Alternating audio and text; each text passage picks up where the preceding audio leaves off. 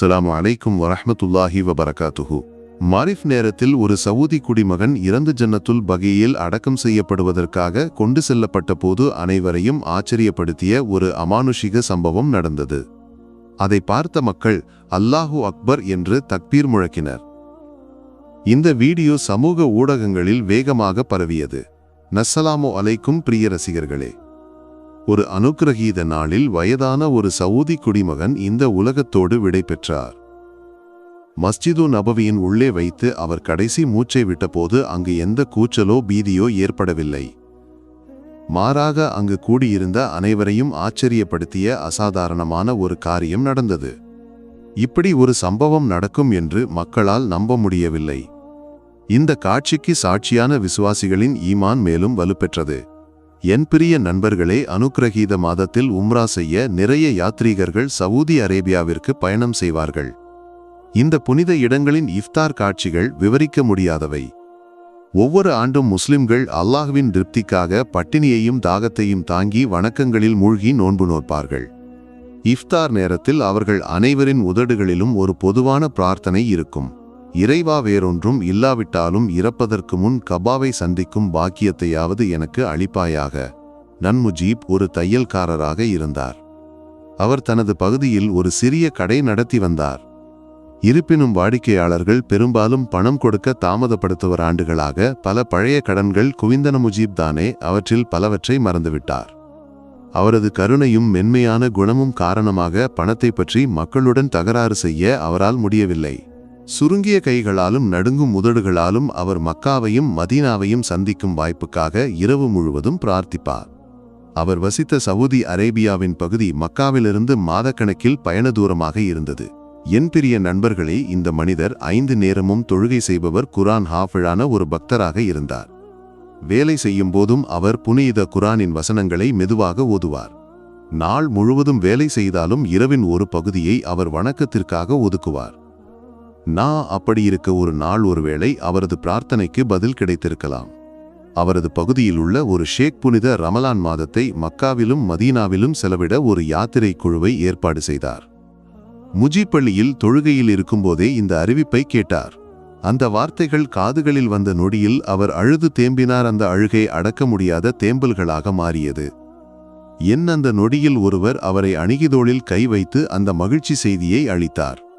ஒரு நொடி முஜீப்பின் இதயம் நின்றதைப் போலவும் பின்னர் மீண்டும் துடித்ததைப் போலவும் தோன்றியது. அவரது ஆயுள் கால கனவு நிறைவேறப் போகிறது. அவர் உம்ரா செய்ய போகிறார். அவரது மகிழ்ச்சிக்கு எல்லை இல்லை. உடனே அவர் அல்லாஹுவுக்கு நன்றி கூறி சுஜூதில் விழுந்தார். அனுக்கிரகீத ரமலான் மாதத்தில் அல்லாஹு அவரது இல்லத்திற்கு அழைத்திருக்கிறார். சில நாட்களுக்கு பிறகு குடும்பத்துடன் விடைபெற்று அவர் யாத்திரை குழுவுடன் பயணமானார். அவரது கண்கள் முதல் முறையாக காபாவை பார்த்தபோது அவரால் பிரார்த்திக்காமல் இருக்க முடியவில்லை. அல்லாஹுவே, இந்த சிறிய அடியானை நீ இங்கு கொண்டு வந்திருக்கிறாய். இனி என் கடைசி ஆசையையும் நீ நிறைவேற்றி தருவாயாக. புனித இடங்களை சந்திக்கும் அவரது ஆசை இறுதியாக நிறைவேறியது. உம்ராவை முடித்த பிறகு அவர் மதீனாவிற்கு புறப்பட்டார். அது இஃப்தாரின் நேரமாகும். மஸ்ஜிது நபவியின் முற்றம் பக்தியாலும் நன்றியாலும் நிரம்பியிருந்தது. அங்கு அமர்ந்திருந்த யாத்ரீகர்கள் தங்களுக்கு கிடைத்த மகாபாகியத்தை நினைத்து ஆச்சரியப்பட்டனர். என்னதான் ஒலித்தபோது முஜீப் பச்சை குப்பாவை நோக்கினார். அவரது கண்கள் கண்ணீரால் நிரம்பின. அவர் இதயத்திலிருந்து ஒரே ஒரு பிரார்த்தனை செய்தார். அல்லாஹுவே, இந்த தாழ்மையான அடியானுக்கு இந்த புனித நிலத்தில் அடக்கம் செய்யப்படும் கௌரவத்தை அளிப்பாயாக. அது தெய்வீகமாக பிரார்த்தனை ஏற்றுக்கொள்ளப்பட்ட நொடியாகும். வானத்தில் ஒரு சிவப்பு கோடு தோன்றிய துரகசியமான நிழலை போன்ற ஒரு இருப்பு பூமிக்கு இறங்கி வந்தது. முஜீப்பின் முகத்தில் ஒரு புன்னகை மலர்ந்தது.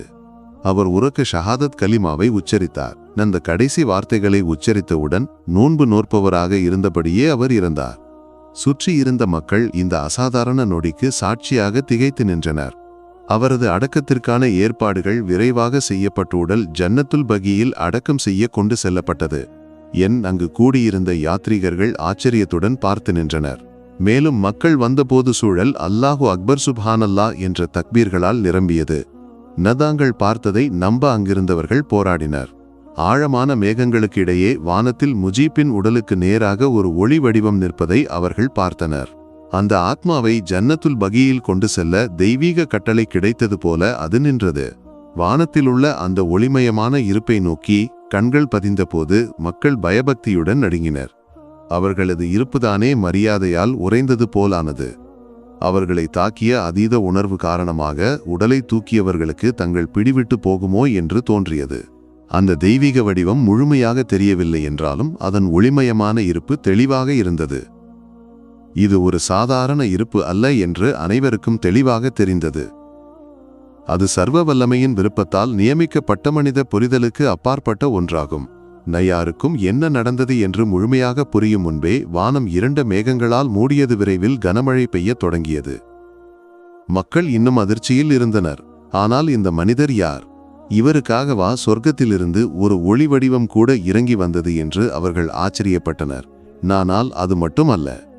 அவரது கப்ரு தயாராகும்போது பூக்களின் மயக்கும் வாசனை சூழலில் பரவியது. இந்த வாசனை இந்த உலகத்திலுள்ள ஒரு வாசனை போலல்ல, மாறாக மறு உலகத்திலிருந்து வந்ததாகும்.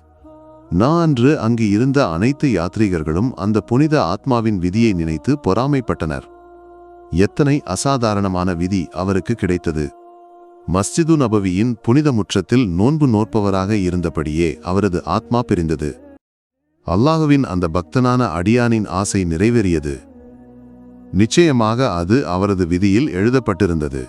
அவரது பிரார்த்தனைக்கு பதில் கிடைக்க நேரம் எடுத்தாலும் இறுதியில் முஜீப் அந்த புனித மண்ணில் இறுதி ஓய்வு கொண்டார். அவரது உடலை தொட்டவர்கள் ஆச்சரியமான ஒரு காரியத்தை கவனித்தனர். நாட்களோളം அவரது கப்ரிலிருந்த மண்ணிலிருந்து வந்த அதே தெய்வீக வாசனை அவர்களது கைகளிலும் இருந்தது. இந்த அதிசய சம்பவத்திற்கு சாட்சியான அனைவரின் கண்களும் கண்ணீரால் நிரம்பின. நிச்சயமாக பொறுமைக்கு எப்போதும் கூலி உண்டு. அல்லாஹு ஒன்றை நாடினால் குன் என்று கூறினால் அது தாமதமின்றி நடக்கும்.